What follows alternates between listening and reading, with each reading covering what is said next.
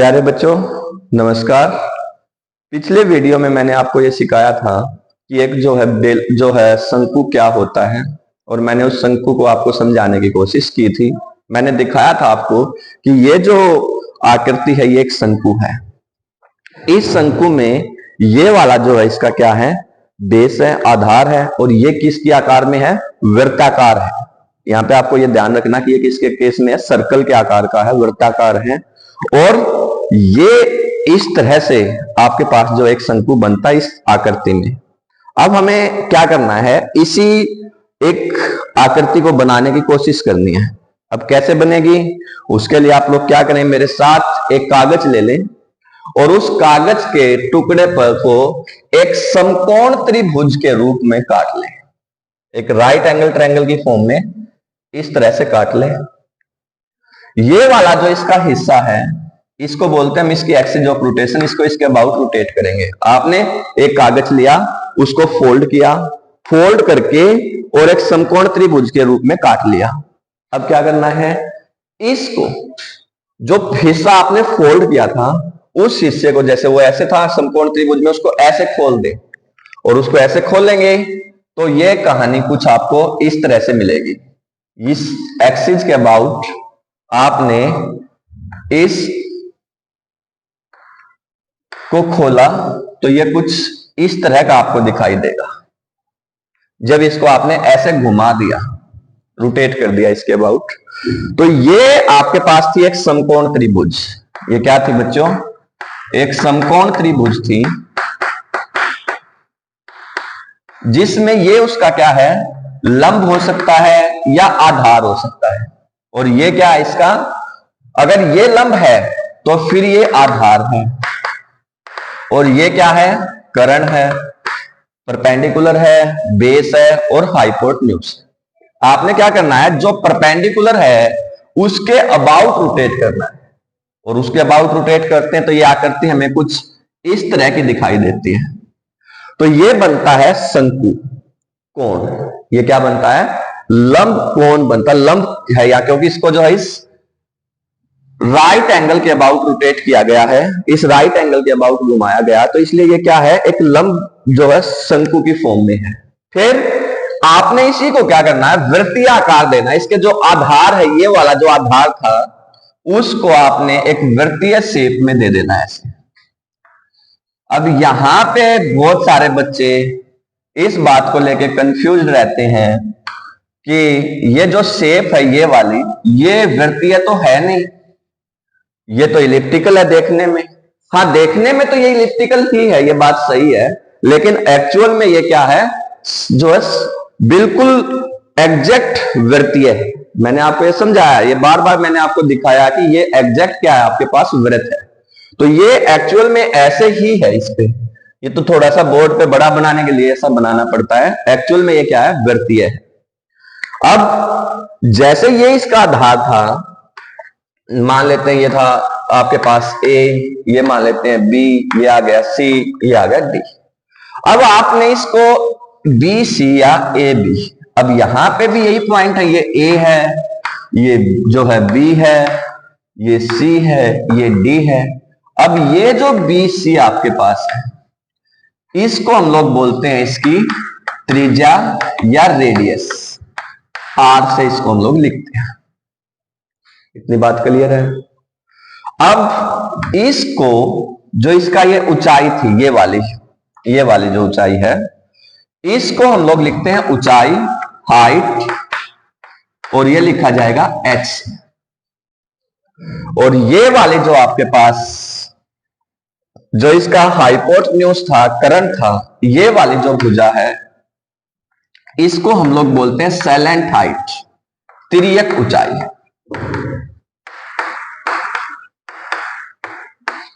इसको लिखते हैं L से। जो ये बिंदु है, ये जहां पे ये मिला है, ये इसका कहलाता है सिरस या वर्टेक्स। ये इसका सिरस है, ये जो इसका सेंटर है, केंद्र है,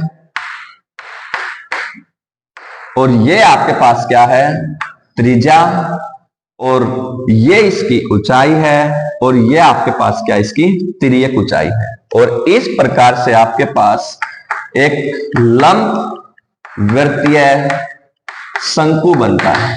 अब आशा है कि आपको इन तीनों शब्दों का मतलब क्लियर हो गया होगा। लंब वृत्तीय शंकु, शंकु है ये वाली शेप बच्चों, इसके बहुत सारी प्रैक्टिकल एप्लीकेशंस आपने अपनी लाइफ में देखी होंगी। जो बर्थडे केक टोपी होती है बच्चों की, वो जो है इसी शंकु के आकार की होती है। आपने जो आइसक्रीम होती है, आइसक्रीम डालने वाली जो स्ट्रिप होती है, वो भी जो है कोण की फॉर्म में होती है। जो ये ट्रैफिक पुलिस आप लोगों ने देखी होगी, वो जो है कहीं पे क्रॉस करने के लिए लगा देते हैं, तो वो भी कोण के आकार के होते हैं।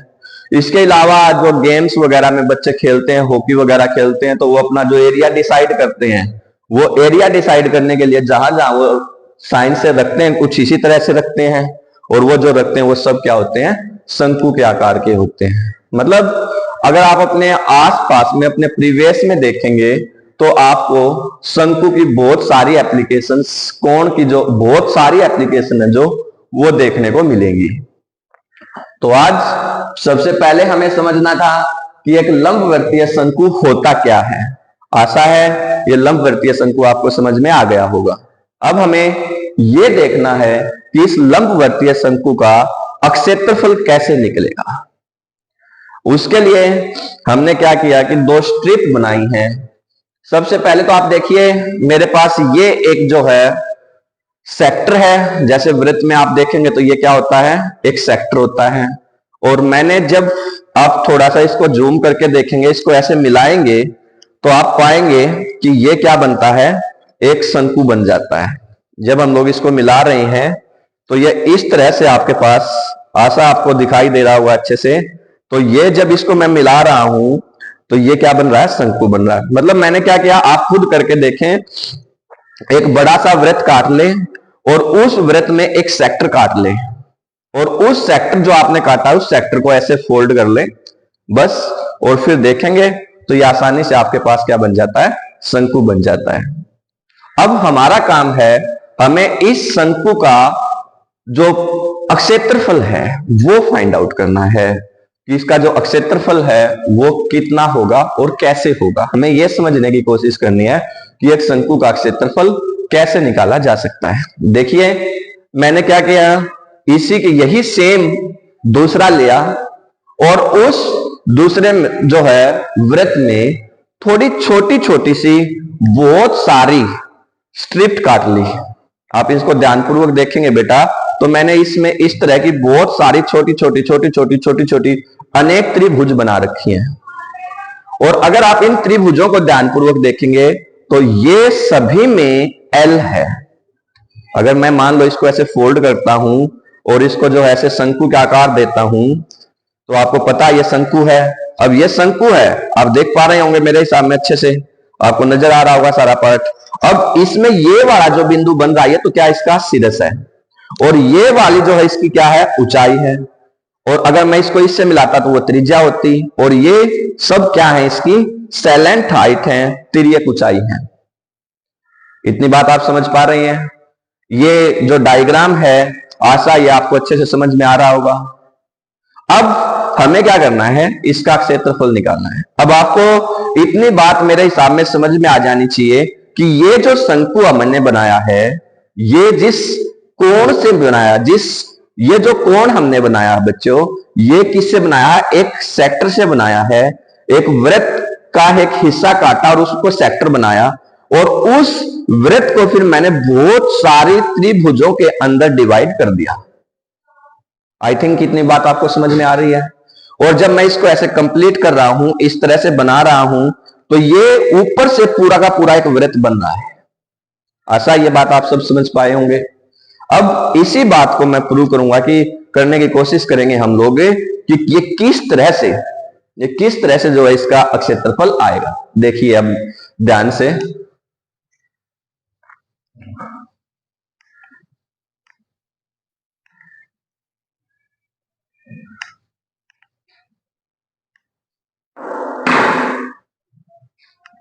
लंबवृत्तीय शंकु का क्षेत्रफल।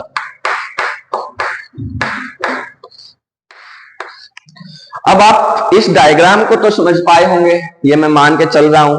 मैं मान लेता हूं कि मेरे पास इस तरह से अनेक त्रिभुजें बनी हुई है, और एक मैंने लगभग इन सबको क्या किया, सेम बेस पे लिया, लेकिन आप अलग अलग भी ले सकते हैं। मान लेते हैं इसका बेस B1 है, इसका बेस B2 है, इसका बेस B3 है, इसका बेस B4 है, इसका बेस B5 है। इस तरह से मान सकते हैं। ये बात समझ पा रहे हैं? और आपको ये पता है कि अगर इस त्रिभुज का क्षेत्रफल, मैं इन सभी त्रिभुजों का क्षेत्रफल निकाल के ऐड कर दूंगा तो आपके पास क्या आ जाएगा, इस शंकु का क्षेत्रफल आ जाएगा। अगर हम इन त्रिभुजों का क्षेत्रफल निकाल के ऐड कर देते हैं तो आपके पास क्या आ जाएगा, शंकु का क्षेत्रफल आ जाएगा। एरिया ऑफ द जो है कोण आ जाएगा, राइट सर्कुलर कोण आ जाएगा। आप लिखेंगे लंबवर्तीय शंकु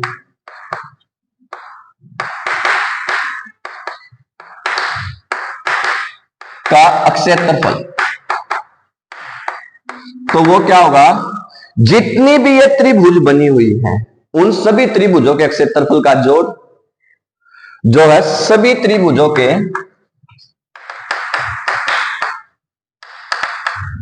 बढ़ जाए लंबी तो दिक्कत नहीं है, सभी त्रिभुजों के क्षेत्रफल का योग,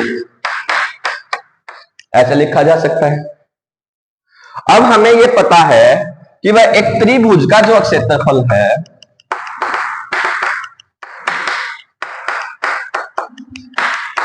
वो त्रिभुज का क्षेत्रफल होता है 1/2 गुणा में आधार गुणा में लंब। ये सबको पता है।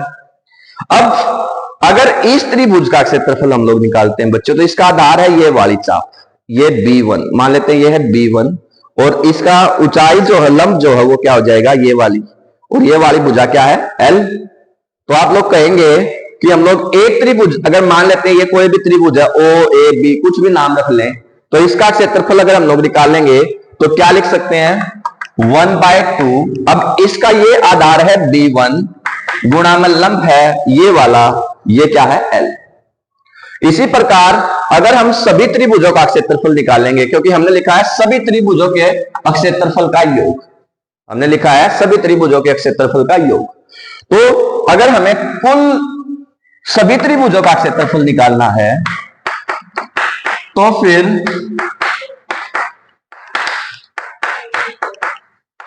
हम लोग क्या कह सकते हैं, अगर ये B1 बेस है, ये B2 बेस है, ये B3, B4, B5 ऐसे बेस है, तो हम क्या ऐसे लिख सकते हैं, 1/2 B1 into L। लेकिन अगर देखेंगे बच्चों, मैंने ये स्ट्रिप इसीलिए बनाई है ताकि ये दिमाग में क्लियर रहे कि हर केस में L जो है वो एक समान है। काफी बच्चे जो है फिर बाद में सोचते हैं कि हर जगह जो बेस को तो चेंज कर रहे हैं पर जो है L सेम यूज कर रहे हैं। तो मैंने ये स्क्रिप्ट बनाई इसलिए है ताकि ये बच्चे के दिमाग में क्लियर रहे कि ये हर जगह क्या सेंटर से खींची गई बिंदु है और ये सभी रेडियस है। रेडियस है तो इसका मतलब है ये सभी एक समान होंगी। तो इसलिए ये दिमाग में आपने क्लियर रखना है कि ये जो है सारी की सारी L एक समान है।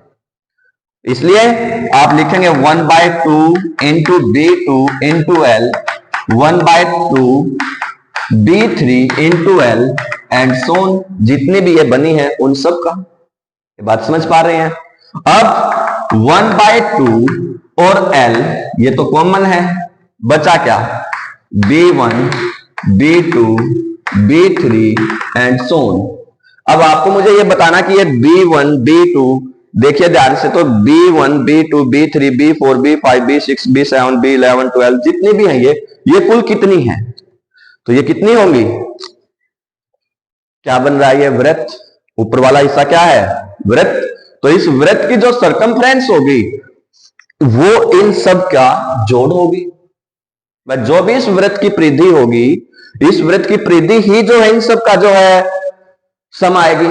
तो क्या, और वृत्त की परिधि क्या होती है, अगर इसकी त्रिज्या जो मैंने पहले डायग्राम में सिखाया था R है, तो क्या हम ये लिख सकते हैं कि यह 1/2 इंटू L इंटू 2πr होगी। और अगर ये जो B1 B2 plus B3 and सोन है ये सब 2πr है, तो इस 2 से 2 कैंसिल हो गया, तो ये क्या आ जाएगा, πrl। क्या आ जाएगा बच्चों, πrl। और ये क्या होता है, एक शंकु का पृष्ठीय क्षेत्रफल होता है। एक शंकु का जो पृष्ठीय क्षेत्रफल है वो क्या होता है, पाई आर एल। आशा ये आपको समझ में आ गया होगा। संपूर्ण पृष्ठीय क्षेत्रफल जब आपसे कहा जाएगा तो उसमें क्या होगा, बस ये एक्स्ट्रा होगा कि आपने ये वाला जो वृत्त है इसका क्षेत्रफल और ऐड कर देना होगा बस। इसके अलावा pi R L plus pi R square करेंगे तो आपके पास क्या आ जाएगा, संपूर्ण पृष्ठीय क्षेत्रफल आ जाएगा। उसके लिए आपको अलग से बता देंगे। आशा ये वीडियो आपको अच्छी लगेगी होगी, समझ में आया होगा। सभी बच्चे इसको बहुत ध्यानपूर्वक देखें। धन्यवाद।